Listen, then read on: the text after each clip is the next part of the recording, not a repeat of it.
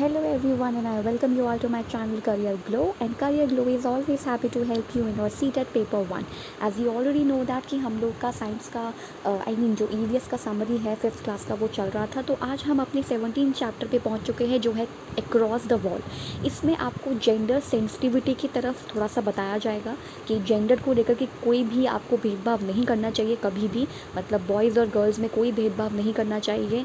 And दोनों को पढ़ाना चाहिए, दोनों को स्पोर्ट्स खिलाने चाहिए अगर वो खेलना चाहते हैं तो, और जो भी उनका चॉइस है वो उन्हें मिलना चाहिए, चाहे वो करियर को लेकर के हो या चाहे वो किसी भी चीज़ को लेकर हो। तो इस चैप्टर की तरफ हम बढ़ते हैं, पढ़ते हैं कि इसमें किस तरीके से गर्ल्स ने किसी वॉल को क्रॉस करा। वॉल को क्रॉस किया यानी कि जो सोसाइटी ने वॉल बनाई थी, सोसाइटी ने जो उनके सामने इतने सारे ऑब्स्टैकल्स खड़े किए थे, किस तरीके से वो उनको पार करके एक बहुत अच्छी एसोसिएशन मतलब बास्केटबॉल की टीम बनाती हैं। उनके कोच को भी बहुत ज़्यादा यहाँ पे इम्पोर्टेंस दी जा रही है, क्योंकि उनके कोच अगर नहीं होते तो वो बच्चे सीख नहीं पाती। एंड पेरेंट्स का भी इसमें बहुत रोल है। तो इस चैप्टर को पढ़ते हैं और इसमें जो भी ब्राउनी पॉइंट्स है जो सीटेट के पेपर के हिसाब से इम्पॉर्टेंट है उनको हम लोग अलग से अच्छे से मतलब उनको हम नोट्स के फॉर्म में पढ़ेंगे। So let's get started. So across the wall, across यानी कि एक जो वॉल है, जो दीवार है उसके पार। तो उसके पार जाने की बात क्यों कही गई है यहाँ पे? तो बेसिकली जो चैप्टर है वो इस चीज़ से शुरू होता है कि बॉयज़ एंड जो गर्ल्स हैं तो उनको किस तरह के गेम्स खेलने चाहिए, और सोसाइटी क्या सोचती है कि लड़कियों को गेम खेलने चाहिए भी नहीं या फिर नहीं खेलने चाहिए।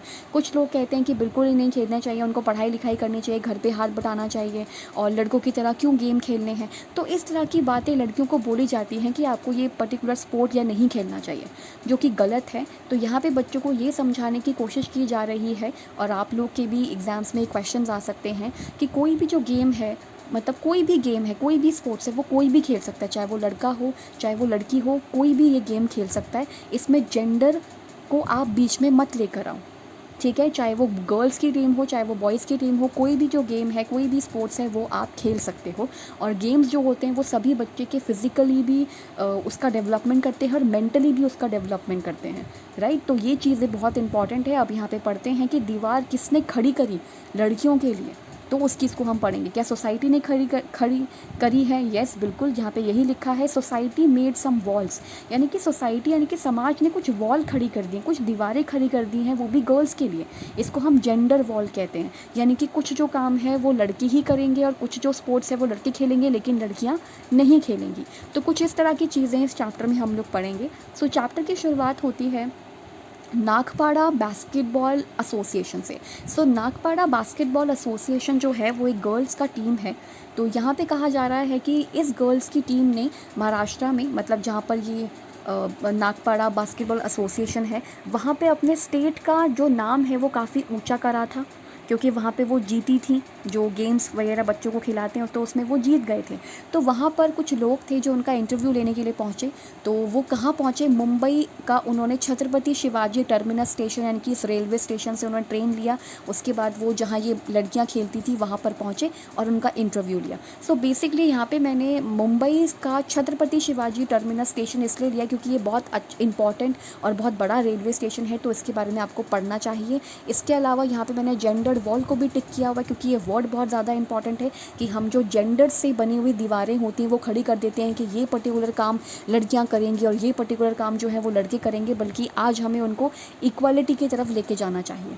सो यहाँ लिखा है कि ये जो बेसिक चैप्टर है वो जेंडर सेंसिटिविटी की तरफ इशारा कर रहा है कि बच्चों को बताओ कि जेंडर के बेसिस पे कोई भेदभाव ना करे, पढ़ाई लिखाई दोनों ने करनी है, स्पोर्ट्स जो हैं वो दोनों ने खेलना है, तो उनको ये दिखाना चाहिए। इसके अलावा players are recognize by their ability to play rather than by their caste और इकोनॉमिक स्टेटस।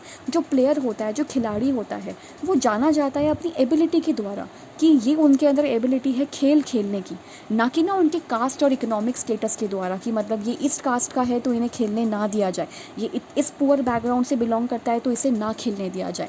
तो ऐसा हमने नहीं करना है। उनकी जो एबिलिटी है खेलने की, उसके बेसिस पे आपको उसे जज करना चाहिए, ना कि वो किस कास्ट से, किस जाति से और किस इकोनॉमिक स्टेटस से वो आ रहा है।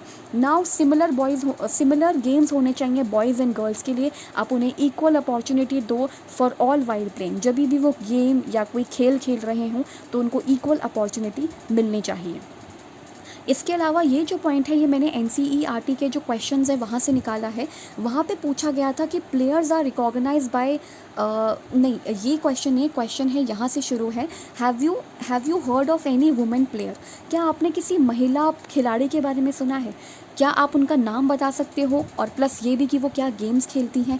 तो yes I have heard about many womens, तो आपको भी कुछ जो वुमेन प्लेयर हैं उनके नाम पता होने चाहिए, जैसे कि साइना नेहवाल बैडमिंटन के लिए, सानिया मिर्ज़ा टेनिस के लिए, PT Usha athletics, Karnam Malleswari weight lifting and Jwala Gutta आपका बैडमिंटन के लिए। तो इनके भी फ़ोटोज़ मैं आपको दिखाऊंगी। इसके अलावा प्लेयर्स के अंदर परसिवरेंस होना चाहिए। Players are recognized by their perseverance rather than at what level they are playing, मतलब बच्चे का डेडिकेशन दिखना चाहिए कि बच्चा कितना डेडिकेटेड है, कितना अच्छे से संयम लेकर के वो कोई काम को कोई काम को कर रहा है, चाहे वो पढ़ाई हो चाहे वो स्पोर्ट्स हो। तो परसिवरेंस इंपॉर्टेंट है। इसके अलावा यहाँ पे मैं आपको फ़ोटोज़ दिखा देती हूँ।